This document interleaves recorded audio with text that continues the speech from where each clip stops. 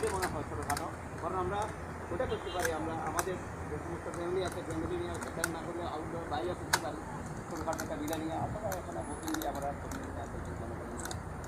সংগঠন থেকে আমরা নিজে তৈরি আসতে আমরা দুটো দল দিয়ে প্রোগ্রাম করতে পারি। ইত্যাদি লোকজনের সাথে যদি আমরা একসাথ করি, মিক্স হয়ে যায় মনে হয় একটু ওনারা আপনারা সেবা বিবেচনা করেন, সেখানে বিভিন্ন টাইপের লোক থাকে। আমরা চাচ্ছি আমরা লোকজন নিয়ে, কারণ ইতিমধ্যে নোয়াখালীর সমস্ত আমরা কীভাবে করবো, আমরা ওনাদের সাথে একসাথে করতে চাচ্ছি। ওনারা আলাদা করবে, নোয়াখালী এখনও আছে সমস্যা দেয় আমরা আলাদা ঠিক আছে।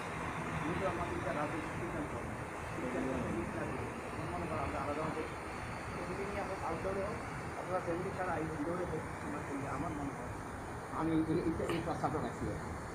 আর ইন্টার টাইমে ওনারা আমরা আপনার ফুল দিয়ে একটা শ্রদ্ধা জানাবো, কেউ দিবেন, লং টাইম লাগবে। এই টাইমটা আমরা পাবো না, আবার একার আদান হয়ে যাবে, তারা বিভিন্ন দূরে কাজ দিতে পারে।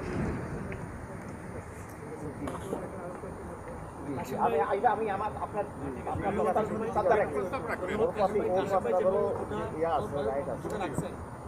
এটা মূলত আমরা যারা মানে দলের কাজ করি, আমরা রাষ্ট্রপতি করি, এভাবে একটা সমস্যা হয়েছিল। আমরা ওই যে আমাদের পটিয়ার সাংসদ শামসুল সাহেবকে আমরা একটা সংগঠন দিতে গিয়ে থেকে সমস্যা করেছিলাম।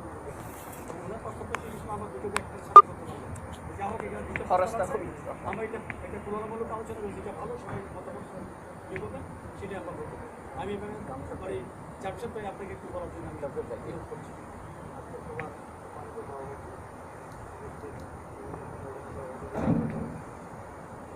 সহযোগিতা, সহকর্মী, আজকে আমাদের যে এজেন্ডাতে প্রথম কথা হলো আমরা এমন একজন লোকের সংবর্ধনা দেওয়ার জন্য আলোচনায় বসছি, তিনি না হইলে হয়তো আমাদের এখানে বড় হইত না। তিনি একজন বীর মুক্তিযোদ্ধা, তার অবদান আমাদের বাংলাদেশ আমরা যেহেতু ওনাকে একটা ফেয়ারওয়েল দিব, একটা সংবর্ধনা দিব, আমরা দিতে চাচ্ছি। আমি আশা করবো আমাদের সংগঠনটা সেভাবে হওয়া উচিত। যেহেতু উনি আওয়ামী রাজনীতি করে এটা এক কথা, উনি বাংলাদেশের বীর সন্তান।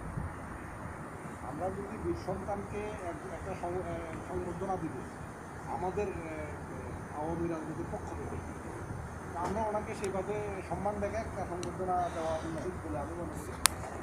সেটা আমাদের ধরেন আতাউর ভাই যে কথাটা বলছেন,